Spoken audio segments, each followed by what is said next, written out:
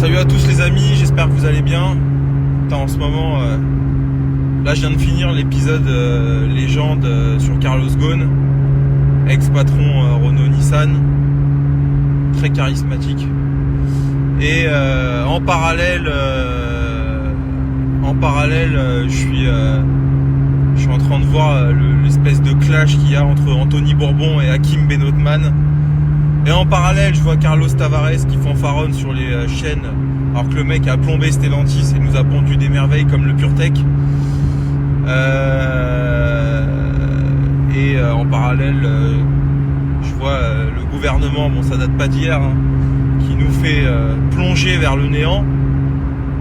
Et je me dis quand même, il y a quand même dans ce monde une belle brochette d'abrutis, hein, dont je fais certainement partie d'ailleurs.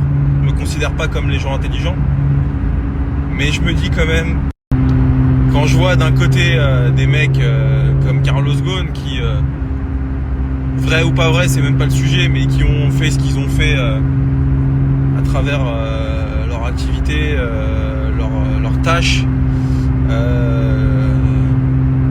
Allez regarder cet épisode, Carlos Ghosn, c'est un grand patron, vraiment. Et quand je vois à côté des influenceurs comme Bourbon, parce que c'est des influenceurs, Bourbon et Benotman, c'est des mecs qui viennent influencer leur communauté pour les faire rentrer dans leur club, investir et au final prendre une commission. Et le seul gagnant dans l'histoire, c'est pas vous les investisseurs, hein, sachez-le. Hein. C'est eux qui prennent 10% sur l'income, quoi qu'il se passe.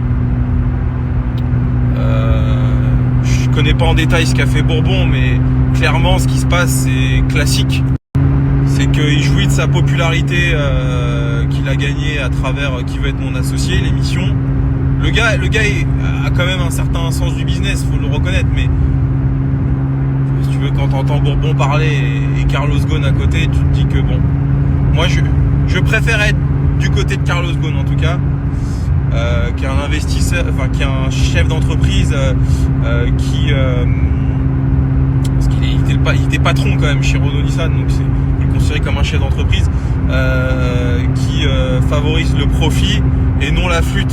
Vous savez, la flûte, c'est tout cet écosystème de start-up qui m'intéresse vraiment pas, qui vise à faire valoriser des boîtes alors qu'elles sont absolument pas profitables. Et ça, je me bats contre ça. Moi je suis pour le profit, même si les boîtes que je crée sont pas du tout sexy et que j'utilise pas des anglicismes à tout va, mais clairement Bourbon c'est cet écosystème. Il était à la tête d'une marque, il est peut-être toujours de Feed, qui n'a jamais craché un seul bénéfice. Personne n'a bouffé du Feed, j'en ai goûté une fois, c'est dégueulasse et c'est du vent, c'est de la trompette. Derrière, il est allé dans Qui veut être mon associé. Il a une bonne analyse du business. Il est assez cartésien, j'aime ça chez lui. Mais bon, voilà, aujourd'hui, son train de vie, il est ce qu'il est parce qu'il y a Blast Club, tu vois. Et Benotman, c'est pareil. Ces mecs-là, c'est les influenceurs, qu'on le veuille ou non.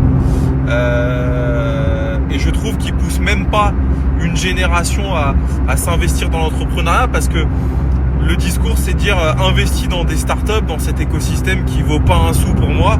Je dis pas qu'on peut pas faire de l'argent, hein, c'est pas ce que je veux dire. Mais c'est exactement comme la crypto. Pour moi, c'est contre la valeur travail. Je déteste ça. Et à côté de ça, t'as un mec comme Carlos Ghosn qui est reclus au Liban. Alors il est libanais, hein, mais bon, je pense pas qu'il est au Liban pour le plaisir, qu'on le veuille ou non. Le mec est blindé, hein, il pèse des millions et des millions d'euros. Hein. Bon, quand t'es aussi riche, à mon avis, c'est pas le Liban où t'aimerais habiter. Donc bon, voilà. Et à côté de ça, ces gens-là se cachent. Et à côté de ça, t'as un mec comme Tavares qui a plombé Stellantis comme jamais. L'action a chuté, le produit est devenu une catastrophe. C'était une belle marque, hein, Peugeot. C'est devenu une merde. Personne veut du Peugeot. Et je suis bien placé pour le savoir. J'en vends tous les jours. Mais je les vends à des prix défiant toute concurrence. Donc bref, ça me fait un peu rire tout ça et bon voilà, c'est vraiment risible. Allez voir Légende, Carlos Ghosn, très grand chef d'entreprise, alors qu'il est un peu abusé avec la carte bleue de Nissan. il y a pas de fumée sans feu, comme on dit. Et encore que quand tu l'écoutes, le mec a l'air assez intègre. Puis bon, c'est des mecs qui sont dans des sphères. À un moment, ils se sentent certainement intouchables. Tu vois, le mec, c'était une star au Japon. Maintenant, bon, voilà. Même si c'est payé une réception à Versailles aux frais de Renault et donc aux frais du contribuable, parce que je rappelle, l'État est actionnaire. Moi j'ai envie de dire c'est pas très grave.